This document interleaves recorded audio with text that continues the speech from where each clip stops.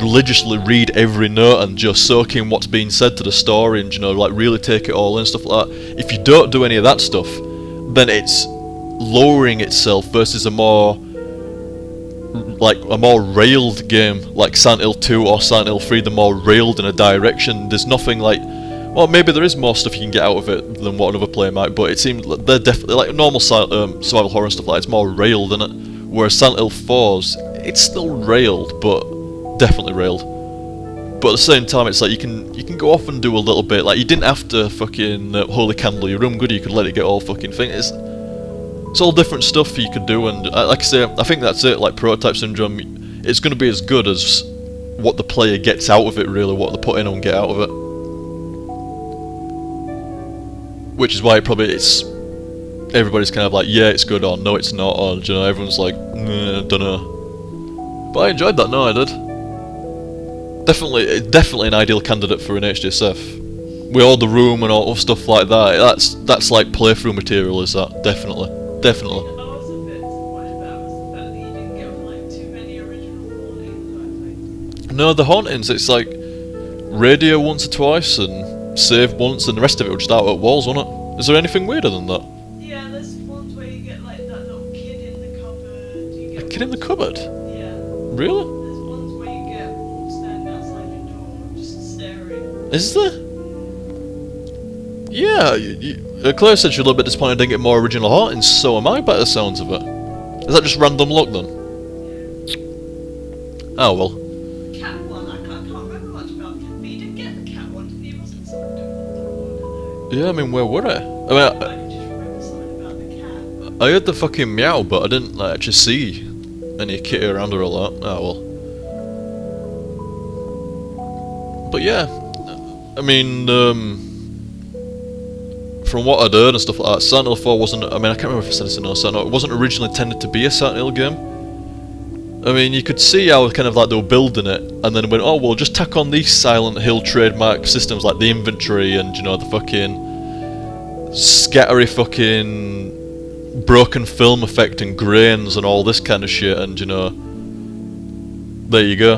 But, I don't, it's like, people say it like, it's drop dead obvious that Silent Hill 4 wasn't supposed to be a Silent Hill game, but if nobody had said out to me, then I wouldn't even question whether it was supposed to be a Silent Hill game or not. I mean, I'd go, yeah, the room's a weird not departure, but a weird addition to a normal Silent Hill and stuff like that, but I wouldn't question whether it was supposed to be a Silent Hill game from its development stage onwards or like that. It seems to play out the same to me. Well, yeah, but I mean, to be honest, it's like, fucking Henry was pretty damn close to James, apart from, like, that's almost another gripe actually. Henry was just a terrible main character. So bad. It's just like, it honestly felt like you could have been playing a robot, bled oil and fucking gears and shit flying out everywhere and stuff like that, and I wouldn't have been able to tell the difference. The times he spoke, sorry? Beep beep indeed. The times he spoke were just so forgettable. Other than, and he was just terribly voice acted, and his lines were awful. So he was a complete miss as a main character, really. But you could argue on the other side, going, well, you didn't really want him saying too much because it kind of adds to the atmosphere and shit like that. But at the same time, I mean, to be fair, he didn't actually interact with an awful lot of people to actually say an awful lot. But the times that he did interact were complete misses, so you can't really use that as an excuse. I think that's just Silent Hill 4 in a nutshell, though. Very kind of like, I don't know, very random overall in like every area almost. But certainly a great game. Certainly. Eileen's giant head was the best bit. Definitely the giant fucking head. Yeah, I'm funny with that. I'd like to have seen a bit more bits like that. Cause that, well, not Eileen's big head as such, but do you know, like, well, that was like a real surreal bit, wasn't it? Like a huge fucking Eileen head in there, stuff like that. But overall in the entire game, how many like real surreal bits like that was there? Not many. And that's why, see, I can see fans of like Silent Hill, like they played 1 and 2 and 3 and proper hoard the shit out of them. and then 4 comes out, and it's kind of like, to me, it seems like it's pretty similar to Silent Hill, but I guess if you played a lot of Silent Hill and you're used to the style of Silent Hill and all the weird fucked up stuff and weird shit like that, there isn't an awful lot in this. Yeah, that's why people seem to prefer 3 and stuff. I can see, I mean, I presume 3 is a bit more like regular Silent Hill formula. 3's fucking scary as fuck. Just messed up and fucking weird and spooky and shit like that. And you didn't quite get that vibe off. This is what I was saying, that I wasn't even remotely kind of like on edge throughout the entire game, really. But I still appreciate it for its kind of like story. Like I said, I've said it a few times, where it played out more like a fucking murder case type thing.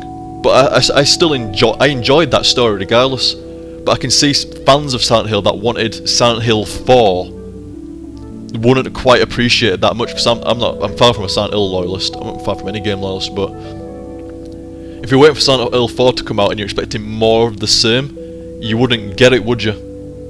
Because I wouldn't. I mean, like I said, I'm far from Silent Hill Pro. I don't really know if I played the second one, but I'd highly expect you don't get more of the same in Silent Hill 4. It's quite different. But like I say, for me as like a Silent Hill outsider or such like that, I enjoyed it. I really did. I did indeed.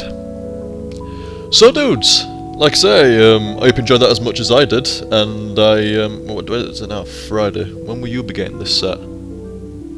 Saturday morning? Something like that.